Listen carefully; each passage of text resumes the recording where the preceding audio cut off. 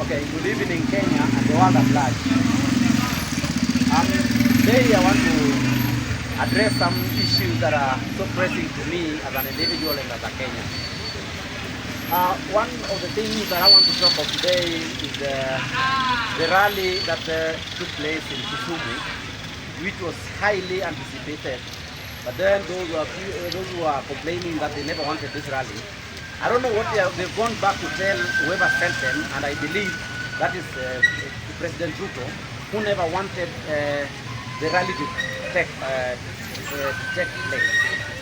He sent some, I call them Luguns, who are trying to fight that so that this rally did not take place. But unfortunately, they ate the money, probably because the rally went on. I want to tell them that the wise man once said, an idea whose time has come is inevitable. And whenever you are trying to stop the Sifuna movement, you are fighting a losing battle. Never try it. Let this boy work, supported by Senior Counsel James Orengo and Babu Owino. These are tough characters. You can never manage them. So just let them just fight and let them do whatever they are doing. If they will manage to remove you from power, accept and go home. That is it. Second, I am so much touched when I try to sit down as a person, as an individual, as a Kenyan, as a Luo, and as a person who is so much interested in politics in this country, trying to think about Raila Amolo Odinga. Mr. President, I have a lot of questions that I'm directing to you and your government. What really happened? Who killed Raila? Did he just die normal death? No. To me, no. I doubt if he died a normal death. If I try to understand how this man moved from this country to Dubai, back to Kenya, and then again to India, it gives me a lot of questions and answers. When this guy died, what really caused his death? Which hospital was he taken to?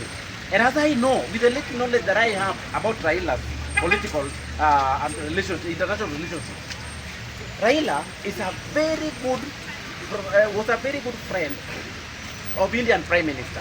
How comes he was taken to one of the most remote hospitals in India? What really happened? We need to know. And personally, I need to know. Two, when this guy died, why is it that you are telling us, and your government, you are telling us that Raila wrote a will that he was supposed to be buried within 72 hours. Where was this will written? And under normal circumstances, you people also know, a will cannot only contain the date of burial alone. It cannot. It has to contain the total wealth that one has and how they should be distributed. We never heard of that. This will only picked on the burial date, and that was it. Mama Ida once said, and everyone knows, she asked where this will was written because she was not aware of it. So who wrote the will? There's a lot of questions, and that is where I come to, Mr. President, and your government. If it is possible, before we go to this election of 2027, exhume Raila's body and perform for us a post-mortem. We want to know exactly what killed Raila. I doubt, as a person, if it was just a normal death.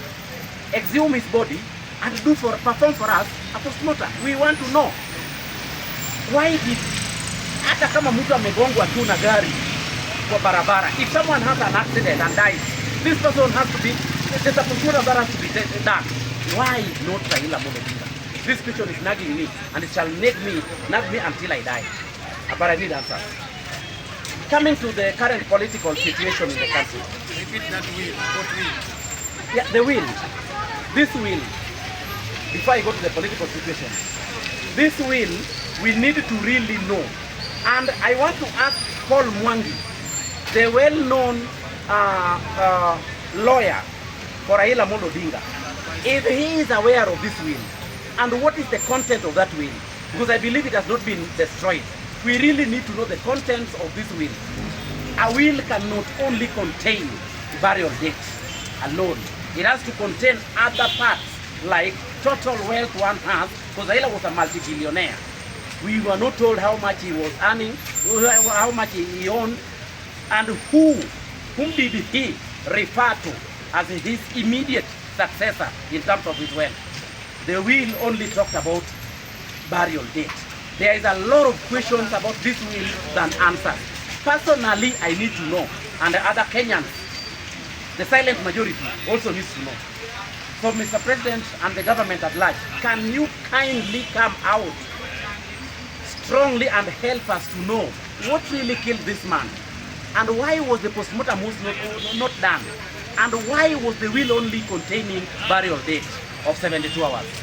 You even breached our cultural length and cultural options when one dies. Aluo, when Aluo dies, however young he would be, he cannot be buried within 72 hours. That is 3 days. You cannot lie to us like that. He needs to be buried after 2 weeks. That is when we shall have mourned enough. But you cut us short and buried this man within 72 hours. We have a lot of questions and answers, Mr. President. So if you want to be safe with us, you know, most of those people coming from Luo land, whom you presumes to be close to you, they are not telling you the truth. The ground is hostile. The ground is talking negatively. The ground is thinking negatively. Mr. President, come out and help this. If you really want to get Luo votes, talk about the death of Raila. Tell us. Advise. Go so that we might not know. Because we might be asking questions because we don't know. Tell us. We want to know. Mr. President, we are Luos. And I'm discussing this with you because ODM is presumed to be a Luo party, though it is a national party. If you are not going to manage to construct the promised highway, the standard rail gauge from Nairobi to Kisumu, and also you expand the Mau Summit highway, you talked of the 6 lane, we are not going to listen to you. We have a lot of accidents taking place along this route. A lot of accidents taking place along this route. It is because of poor road.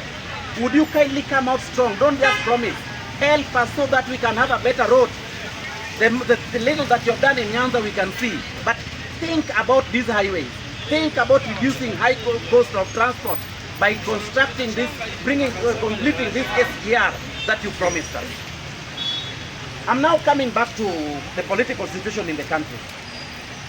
I talked there before and I explained something. That Kalonzo is a lawyer. We really love lawyers because to me, I believe that the Kenyan president, or rather Kenyan economic situation and political situation is deteriorating every day because whoever we elect as a president is not politically upright. Right from the first president up to the last president that we have, the 5th president now. Why am I saying this? We have never had a lawyer. But to me, I believe, you know, a country is being governed by the constitution. And a constitution can only be protected by someone who abides by it. If I want to remind Kenyans, the first president was a carpenter. Second president was presumably a teacher. I don't know whether he was a teacher or not, but he was a teacher. The third president was an economist. The fourth president was a political scientist. And the 5th president is a herbalist. Now, these people don't understand the constitution. You don't expect a herbalist to defend the constitution because he doesn't understand it. You don't expect a carpenter to defend the constitution because he doesn't understand it. You don't expect an economist to defend a constitution because he doesn't understand it. A political scientist can somehow defend, but still he doesn't understand it. This is why, as a person, I'm insisting that this time around Kenyans, let us try to fix a lawyer. We need a lawyer who will understand the constitution, a lawyer who will abide by the constitution, a lawyer who will stand up for the constitution, a lawyer who will work with the constitution, a lawyer. We want to try a lawyer this time round. Kalonzo Musyoka is a lawyer, but unfortunately he's too weak.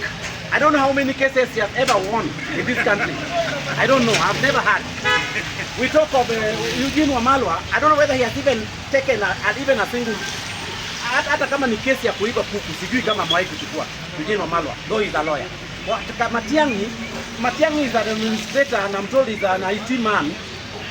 He should wait for the lawyer president to give him IT ministry, not president. He cannot be fit enough for this country.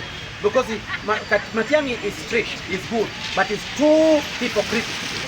is too hypocritical. Kalonzo is too sycophantic. And I come to Gachagua, I'm also told he's a political scientist, but he's too much, he has a lot, he's too much of a heckler than a politician. He heckles too much. He doesn't have reasoning capacity. So let him also just help us in mobilization, but we need a lawyer. A lawyer whereby I'm now coming to the Linda Mwananchi because I'm part of Linda Mwananchi and a strong member and a strong supporter, so to say. Linda Mwananchi has very strong lawyers. We have Babu Owino, a pure lawyer. He has won cases. He was just introduced into the bar of recent, but he has won almost 10 cases. An excellent lawyer. Orengo Ajimi Wanyayanga. That is a senior counsel and international lawyer. A person who has fought for this country. A person who has fought even for the international community. Law-wise. This is a person who understands everything to do with the law. He's a walking constitution of this country. This is one person who, when he's given a chance, he can excellently govern this country because he understands the law. Sifuna, a young man, but a lawyer who has performed. He has his track record. Sifuna, I may say, is a dove. Whoever knows a dove will understand what I'm saying. Sifuna is like a dove. He's so clean. This man has no stain, he has no grease on his shirts. Uende kwa pande ya kuua watu, hayuko. Uende mahali pa kufanya corruption, he's not there. He's not even a goon. So these are some of the characters we need for the proper governance of this country. If we can have such characters leading this country, definitely we shall grow. Definitely we shall understand. We shall even understand ourselves. Telling you the truth, Kenyans don't understand themselves as per now. And therefore, I am concluding by saying, united opposition, you are veterans in politics. Come up together with the Linda Mwananchi. But I would wish that whenever you are going to select one of you to vie for presidency, to face Ruto, choose a lawyer. Choose someone who understands himself. Don't choose someone whom when is threatened a bit, it disappears. We want someone who is strong. We want someone who loves street than office. That is my point. And I have concluded by saying that Orengo, Babu, Sifuna, and your group stand strong. Kenyans are expecting a lot from you. Kenya is pregnant, and we are soon getting a beautiful baby. Thank you so much.